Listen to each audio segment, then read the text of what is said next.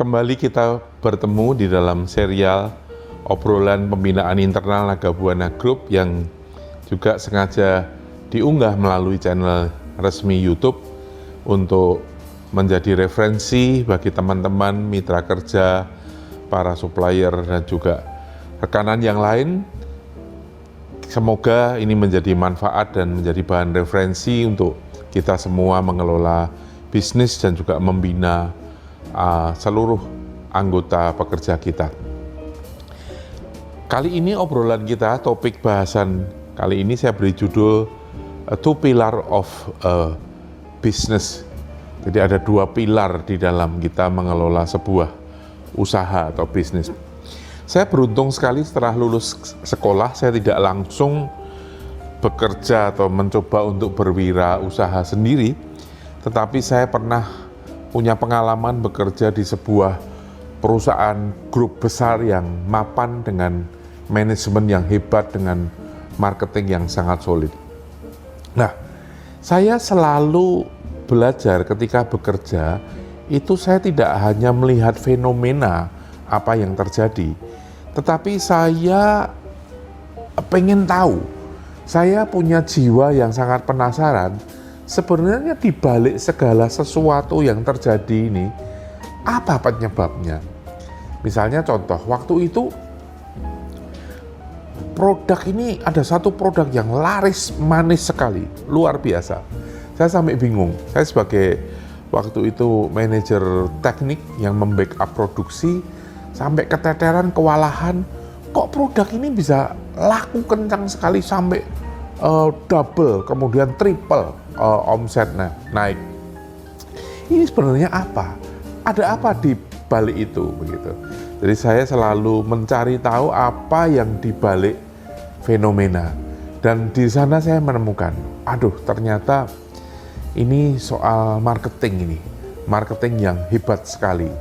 Saya setuju sekali dengan kata orang bahwa satu bisnis itu start from cash register ring.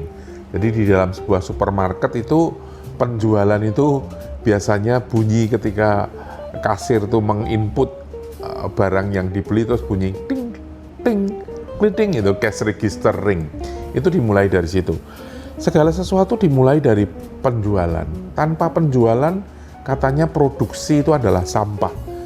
Saya setuju sih bahwa tanpa marketing yang hebat, sepandai-pandainya kita memproduksi barang tetapi nggak bisa laku dijual, ya sama saja memproduksi sampah. Jadi marketing itu harus dipelajari.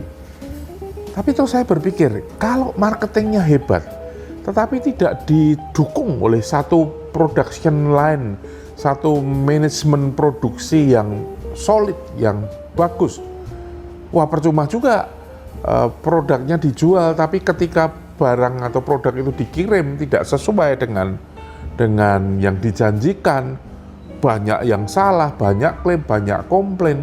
Bahkan kalau produksi itu makanan atau obat bisa meracuni, bisa membunuh pembelinya, wah itu luar biasa. Jadi ternyata marketing yang hebat di satu perusahaan itu tidak cukup, harus ditopang oleh tim produksi yang handal, yang solid, yang bisa memproduksi tepat kualitas, tepat waktu, tentunya tepat harga untuk memperoleh satu profit. Berarti ini kita harus belajar manajemen. Manajemen ini pilar yang kedua. Pilar pertama marketing, yang kedua manajemen. Yang ketiga, manajemen itu apa sih? Saya bertanya. Manajemen itu adalah,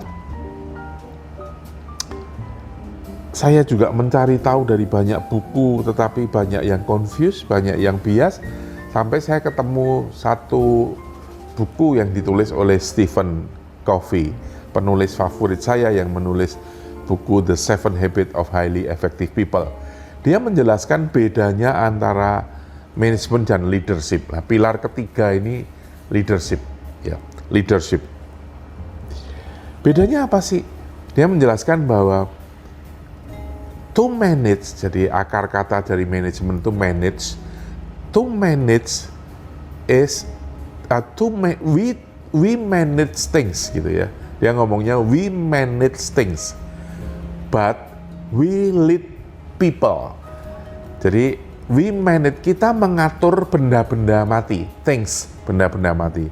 Tetapi kita meneladani, memimpin manusia. Jadi itu bedanya manajemen sama leadership yang didefinisikan secara jitu oleh Stephen Covey. Jadi manajemen to manage, pekerjaannya to manage, ilmunya manajemen, itu ilmu mengatur, menata sistem benda-benda mati. Nah, kalau leadership itu to lead people. Leadership, lead, memimpin manusia. Jadi kalau manusia itu nggak bisa di-manage, nggak bisa diatur, dikelola, nggak bisa. Harus dipimpin. Karena ini manusia, bukan benda mati. Itu bedanya leadership sama manajemen. Saya tadi di awal keliru 2 pilar, harusnya 3 pilar. Di dalam 3 hal penting di dalam sebuah usaha. Yang pertama marketing, kemudian manajemen, yang ketiga leadership. Nah, manajemen itu mengelola, mengatur sistem benda mati. Sedangkan yang mengerjakan itu manusia. Yang mengerjakan ini human, yang tidak bisa diatur, yang tidak bisa dikelola, dia bisanya dipimpin. Makanya kita belajar marketing, belajar manajemen itu nggak cukup.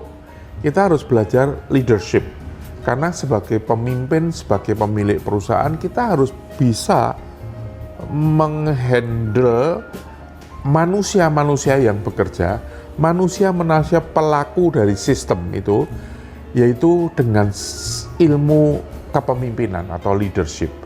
Nah, kalau kita sebagai pemimpin tertinggi nggak ngerti itu, maka kita akan mengelola usaha kita secara tradisional, secara awut-awutan atau acak-acakan, tanpa arah, tanpa kejelasan.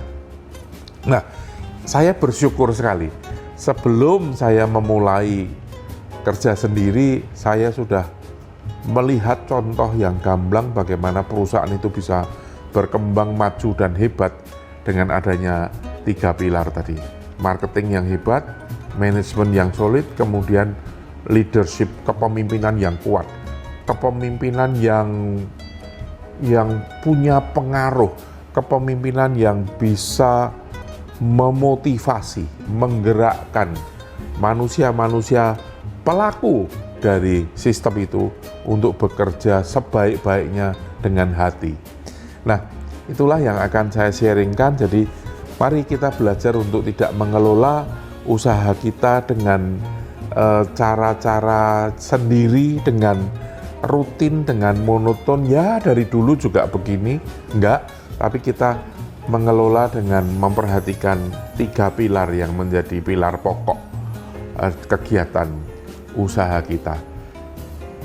Itu yang kami lakukan di grup kami, itu yang saya ajarkan kepada seluruh tim manajemen di tempat kami. Kiranya sharing ini menjadi berkat, menjadi referensi bagi semua pihak yang mendengarkan, dan ini yang kami ajarkan terus-menerus ke jajaran lini manajemen di tempat kami.